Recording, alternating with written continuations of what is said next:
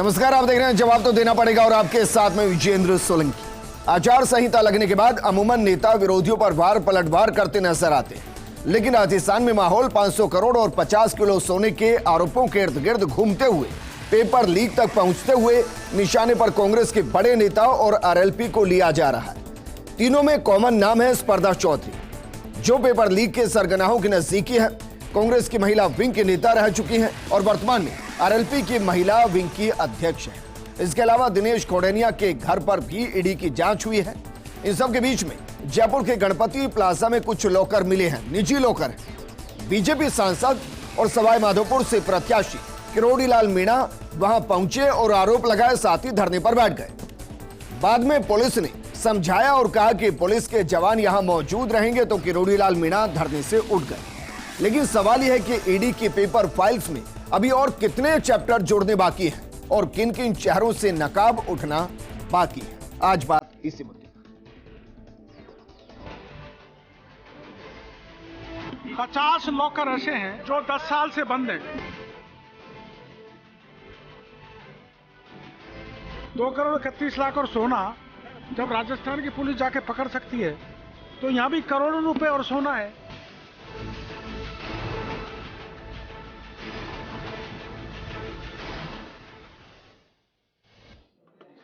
इस मुद्दे पर बात करने के लिए बेहद खास पैनल हमारे साथ मौजूद है। हमारे साथ मौजूद है कांग्रेस प्रवक्ता प्रतीक सिंह जी, बीजेपी प्रवक्ता पूजा कपिल जी, हमारे साथ रिटायर्ड पुलिस अधिकारी अनिल गोटवाल जी और राजनीतिक विश्लेषक सुभाष शर्मा जी हमारे साथ हैं। प्रतीक, शुरुआत आपके साथ करना चाहूंगा, क्योंकि आचार संहिता का मतलब होता है सरकार नहीं होती। तो जरा ये बताइए, जो निजी लॉकर मिले हैं और जिनमें दावा किया जा रहा है कि 500 करोड़ होंगे और साथ में 50 किलो सोना होगा, इसका खुलासा कैसे होगा? देखिए, अब जैसे जैसे चुनाव की जब आचार संहिता लगी और चुनावों के दिन आगे चल रहे हैं, तो इसकी आशंका तो थी कि ईडी, इनकम टैक्स और सीबीआई आएगी, तो वो आ ही चुके हैं। आज भी बहुत सारी जगह पे छापेमारी कही, लेकिन ईडी आती है तो ये नहीं बताती है कि छापेमारी में मिला क्या। वो ये खुलासा ही नहीं करके जाती। हम ये चाहते हैं आपको क्या मिला उसका खुलासा कीजिए।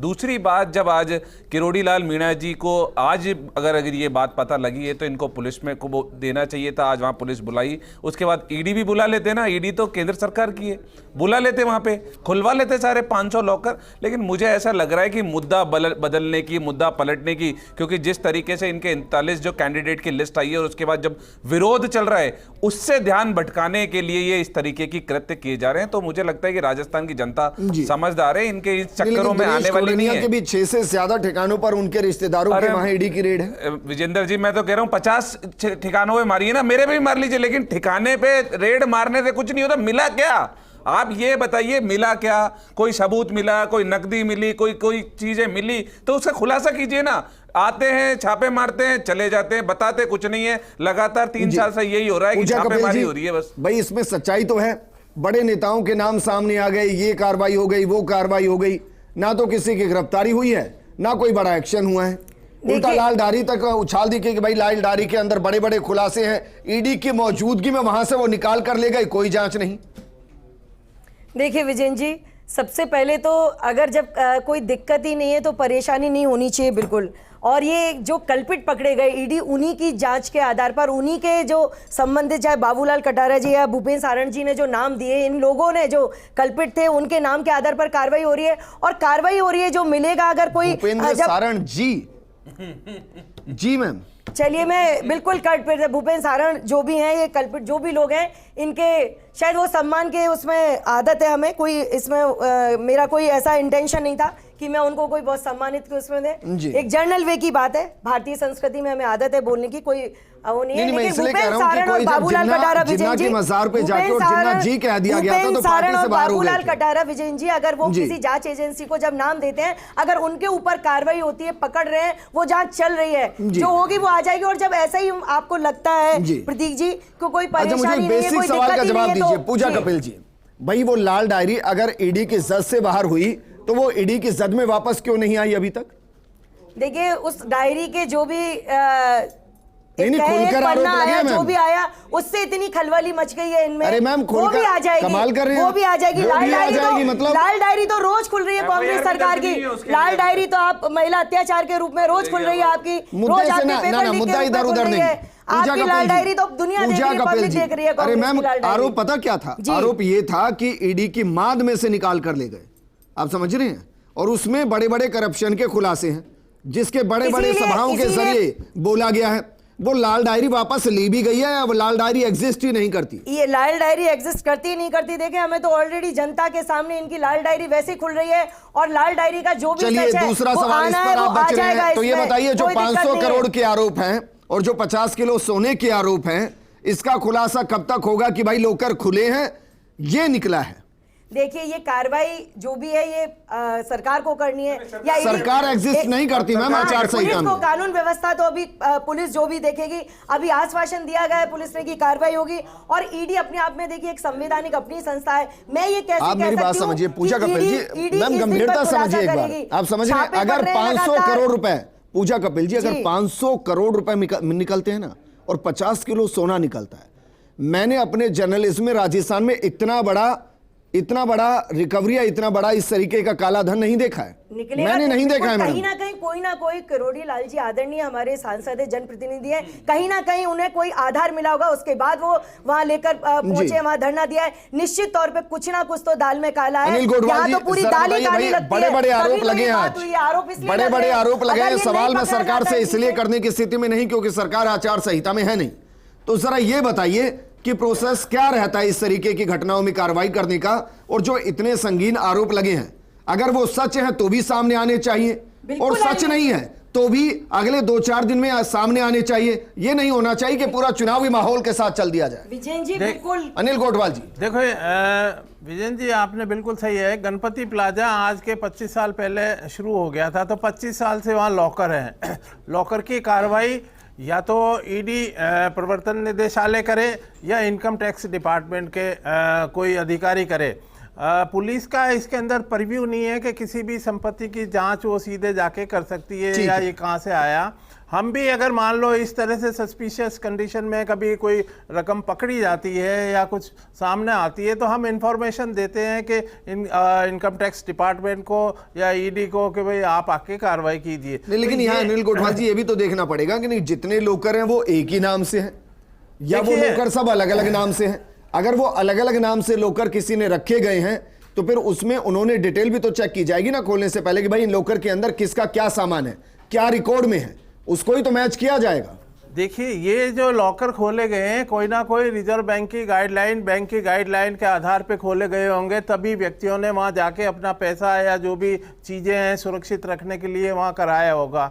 उनकी क्या गाइडलाइन है, क्या रूल्स रेगुलेशंस है, ये तो अभी मेरे को मालूम नहीं है, लेकिन कहीं ना कहीं किसी ना किसी गाइडलाइन के आधार के ऊपर वहाँ प्राइवेट लॉकर खुले होंगे, मेरा ऐसा मानना है। तो ये नियमानुसार जो भी कार्रवाई होगी वो अब इनकम टैक्स डिपार्टमेंट या ईडी के परव्यू में है। पुलिस को इंफॉर्मेशन दी उन्होंने, उस सस्पिशन को या उस बात लेकिन को। अनिल गोडवाल जी, मैं माफी के साथ आपको बीच में टोक रहा हूं भाई, ये छोटा मोटा आरोप नहीं है। मैं खुद चौंक गया था कि 500 करोड़ रुपए और 50 किलो सोना ईडी तक पहुंची होगी, इनकम टैक्स तक भी पहुंची होगी बात। क्या इतना टाइम वाकई में लगना चाहिए इतनी बड़ी कार्रवाई में वहां तक आने में, एक्शन लेने में? देखिए, इमीडिएट अगर किसी भी चीज़ के लिए आप इमीडिएट अभी आके किसी को कहें कि नहीं आज ही अभी आइए और यहाँ पर, तो वहाँ मैन पावर है या नहीं है, या वहाँ चेक करने के लिए क्या नियमानुसार कानून की कोर्ट की परमिशन लेनी पड़ेगी, क्योंकि हर एक के लॉकर को चेक करने के लिए कोई ना कोई एक नियम है। अब मान लो उसके अंदर जायज़ भी है, किसी का इलीगल भी होगा या काला धन भी होगा, लेकिन उसको चेक करने के लिए भी तो उनको पावर्स में क्या कोर्ट से परमिशन लेनी पड़ेगी या सीधे ही उनको अधिकार है ईडी को वो कर सकता है। मैं जहाँ तक मानता हूँ कि कहीं ना कहीं उसकी जांच किए बिना ईडी भी कार्रवाई करने के लिए सक्षम में अपने आप को महसूस नहीं करती, तो वो बाकायदा उसकी रिपोर्ट दर्ज करेगी, गहन छानबीन करेगी, कोर्ट से अगर उसको परमिशन लेनी होगी तो वो कोर्ट से भी परमिशन लेगी, क्योंकि कनेक्शन नहीं है अभी ये पेपर लीक मामले में। तो मान लो किरोड़ीलाल मीणा जी ने कहा कि भाई आज तक मैंने जितने भी आरोप लगाए ना, वो चाहे भूपेंद्र सारण को लेकर हो, ढाका को लेकर हो, बाकी पेपर लीक को लेकर हो, उनके सबके सबूत दिए और इसके सबूत भी है। नहीं देखिए, सबूत है तो सारे 100% कोई परफेक्ट मिले हों ये नहीं है। ये संभावना है कि किसी चीज के लिए कि वहाँ अब लॉकर है तो उसमें पैसा मिलेगा, संपत्ति मिलेगी, वहाँ लोगों ने रखा होगा। ये तो एक सिंपल सी बात है कि लॉकर ही है ऑलरेडी। ये तो कोई ऐसी तीसरी जगह तो है नहीं कि भाई जहाँ लॉकर के अलावा कुछ चीज मिलेगी या उसमें कोई हड्डियां मिलेगी मानव की ये मिलेगी या कोई ऐसी एविडेंस मिलेगी, उसमें रुपया पैसा ही मिलना है, कोई कागज मिल रहे हैं। तो ये बात तो सही है और ये आज से थोड़ी है। लॉकर तो जब गणपति प्लाजा खुला है तब से है, लेकिन चूंकि इसके अंदर पेपर लीक प्रकरण से संबंधित कुछ तथ्य उजागर हो रहे हैं, कुछ जैसे सुरेश ढाका अरेस्ट हुआ, उसने कुछ तथ्य बताए होंगे, तो ईडी ने आगे जाके कोई कार्रवाई उसको लिंक किया होगा। सुभाष शर्मा जी हमारे साथ हैं। सुभाष शर्मा जी, पहले तो बताइए, तबीयत ठीक है सर? थोड़ी सी रफ लुक आ रही है आपकी। रफ लुक आ रही है जी, तबीयत ठीक है? हाँ, आई एम ऑल राइट। ठीक है सर, अब बताइए जरा, कहीं ऐसा तो नहीं है कि 500 करोड़ 50 किलो सोना ये सब लाल डायरी की तरह हो जाए? नहीं, देखिए जो बात है असल में दो चीजें चल रही हैं यहाँ पर, जो डिस्कोर्स है आपका, एक है पॉलिटिकल और एक है ये भ्रष्टाचार के खिलाफ कार्रवाई। जी, अब यदि इसको आप लिंक करके देखते हैं, जैसे कि पॉलिटिकल स्पोक्स पर्सन आपके पास मौजूद हैं, वो तो इसको पॉलिटिकली लिंक करेंगे, लेकिन जहां तक एक कॉमनर हम जैसे लोग हैं वो इस चीज को देखते हैं, तो क्रिमिनल एक्टिविटीज के खिलाफ या जिस तरह के ये संगठित अपराध है, इसके खिलाफ जो कार्रवाई रूटीन में चलती रहती है, इसको यदि हम हर बार पॉलिटिक्स से जुड़ेंगे तो भी ठीक नहीं है। दूसरी बात ये कि इस वक्त जैसे 9 अक्टूबर को सुभाष जी इसलिए जुड़ गई, ये इसलिए जुड़ गई क्योंकि स्पर्धा चौधरी का नाम आया। वो कांग्रेस की महिला विंग में रही हैं, वर्तमान में आरएलपी की महिला विंग की अध्यक्ष हैं। ये इसलिए जुड़ गया, दिनेश खोड़निया के वहां छापे लगे, वो एक पार्टी के नेताओं के नजदीक हैं। ये इसलिए जुड़ गया सर क्योंकि 500 करोड़ है और जो पहुंचे हैं वो बीजेपी के नेता हैं। 9 अक्टूबर को जैसे ही चुनाव आयोग ने तारीख तय की है तो बैटलफील्ड तो बन चुका है। अब इसमें राजनीतिक दल कोई वहां भजन कीर्तन करने गए नहीं है, वो एक दूसरे के ऊपर करेंगे कुछ ना कुछ कार्रवाई तो। और यहां राजस्थान के इलेक्शन की खासियत जो इस बार हो गई है वो बहुत जबरदस्त है। इस बार अशोक गहलोत की जीत ये है कि उन्होंने पीएम मोदी को सीधे आमने सामने कर लिया है और दोनों ही पारंगत है राजनीति में। अभी तो और होना बाकी है, अभी तो बहुत सारी चीजें सामने आएंगी और अग्रेसिवली कार्रवाइयां होंगी। अभी तो ये शुरुआत है क्योंकि दोनों ही अपनी अपनी जगह पर नहीं, लेकिन सुभाष जी, जहां तक बात सवाल बेसिक है। कांग्रेस के प्रवक्ता हैं प्रतीक, वो भी इसको डिनाई नहीं कर रहे हैं। वो कह रहे हैं कि भाई मेरे यहां भी छापे मार लीजिए, कोई समस्या नहीं है, लेकिन जो आरोप लगाए जा रहे हैं वो सही है या गलत ये बता तो दीजिए। अगर लोकर में 500 करोड़ का आरोप है तो खोलकर बताइए तो सही क्या है।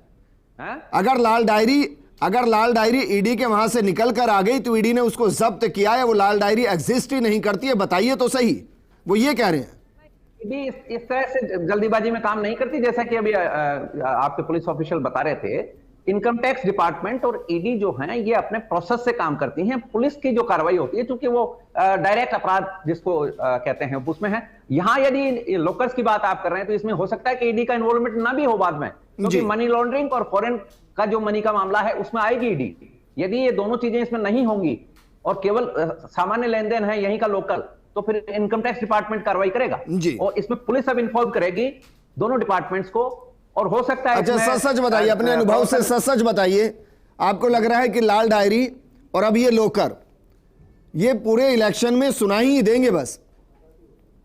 आप मेरे से पूछ रहे हैं? जी नहीं, लाल डायरी का जहां तक सवाल है, देखिए एक पॉलिटिकल व्यक्ति द्वारा, एक पॉलिटिशियन द्वारा लगाया गया आरोप है। हम उसके बारे में न तो उसकी सच्चाई जानते हैं, लेकिन हाँ, जब ईडी ने कार्रवाई की थी तब ये बात पता लगी थी कि ईडी के हाथ में भी कुछ इस तरह की डायरी के पन्ने गए हैं।